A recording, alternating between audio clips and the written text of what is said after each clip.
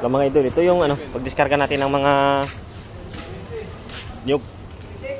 Ito sa Barangay Maruyugon, Puerto Princesa City. So ito sila. Yan. Tulong-tulong. Hi. Yan mga kagawad. Juan, Vice Chairman ng PCA. Yan, Vice Chairman ng PCA. Opo. Pangalan, sir? Antonio Salvilla. Antonio Sabilla. Shout out. Hi. Hello. Yan. Shout out sa mga followers mo. Oh, thank you. Thank you. Karga kami mga idol. Yan. Ako yung ano na maintenance ng PCA dyan sa Barangay Basyon. Ako nag-handle yan.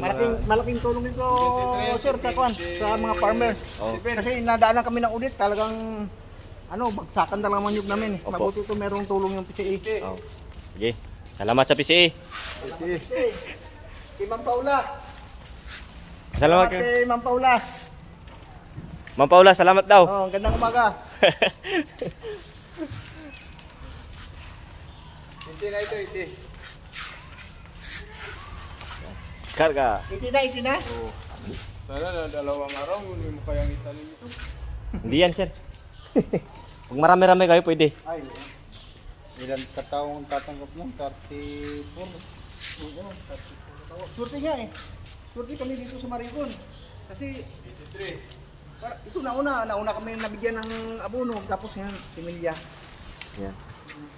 Talagang Ito nga yung unang nabagsakan ng ng mga hybrid pa. hybrid. Ng mga nyug.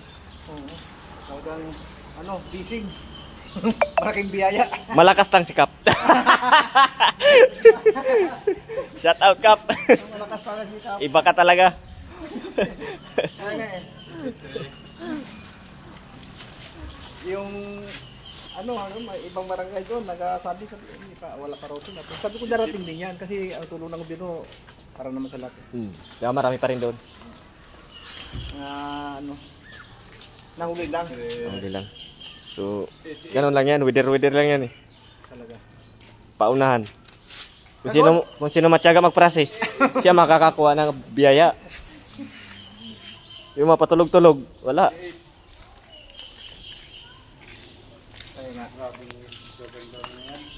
Gaganda talaga.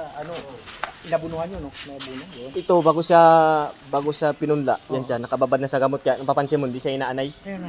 Yan, hindi inaanay yung mga nyug natin.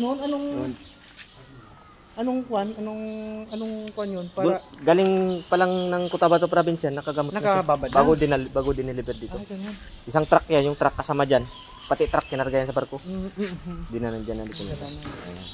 Nakababad na pala talaga. Kaya pala hindi inanay. Opo. Ay kung tutusin, ang rak, talagang grabe ang anay dyan. Ay, grabe. Lalaki dyan na kabuuan eh. Kaya nga. Okay pa.